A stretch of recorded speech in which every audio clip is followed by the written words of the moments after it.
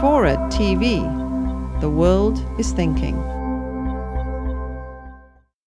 We have here the unity of science and religion, and the laboratory for religious life and practice is experience. Religion is not about pie in the sky when we die. It's about now. And religion tries to make sense of what's happening to us now, and it gives us the mechanisms where we can have hope for some sort of meaningful life, despite all the disappointments. Now, despite our comfortable materialistic lives, there are many who say, is that all? And I think that there is a yearning for the meaning of life and for a spiritual life. And I argue that most of you, and I'm now going to insult my audience for the next 5 minutes, most of you are religious. And I argue that these people are religious because we've invented a new religion. The rise of environmentalism parallels in time and in place the decline in Christianity and socialism. And this new religion is just terrified of doubt. It's terrified of scepticism. It's terrified of uncertainty, yet it claims to be underpinned by science. It's actually a fundamentalist religion with a fear of nature. It has its own high priests and its own holy writ. And like many religions, it attracts believers by announcing apocalyptic calamities, unless, of course, we change our ways. Its credo is repeated non-stop. There's a new language that's been invented. Logic and contrary data and questioning, they're not permitted. Heretics like myself are inquisitorially destroyed. It's a new religion. It states that now is the most important time in history, and people are told that humanity is facing the greatest crisis in the history of time. We must make sacrifices now. Well, this religion is using the thinking that derives from Judeo-Christian tradition. If the world's been destroyed, then we humans are to blame.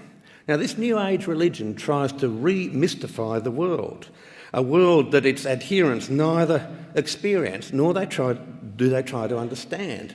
And the apocalyptic doomsdayers promote their new religion with 7-second television grabs. This is a disunity between religion and science. And this science derives from the Enlightenment, where we bathed in doubt and scepticism and uncertainty. All that's thrown overboard.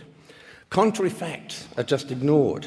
Enthusiastic reporting by non-scientists is undertaken. They report new science with alarmist implications, but they don't report any contrary information.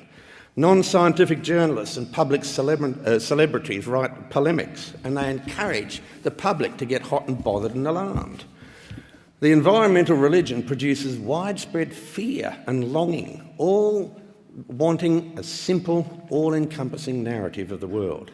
It offers an alternative account of the natural world with which the adherents have very little contact. It's a city-based religion.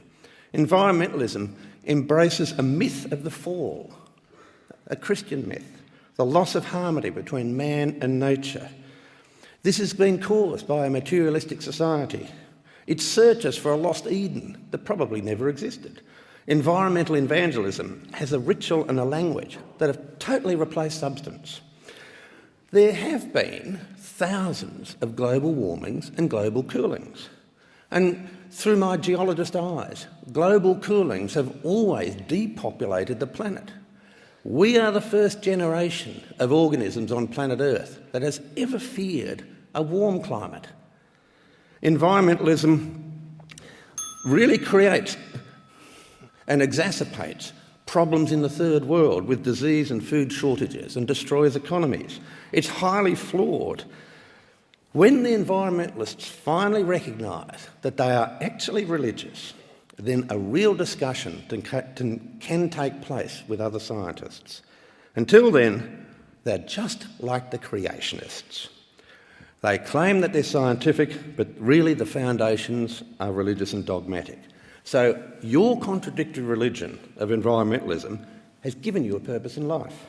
You've ignored all the contrary evidence, fine, but your religion provides you some of the stitches that hold the fabric of society together.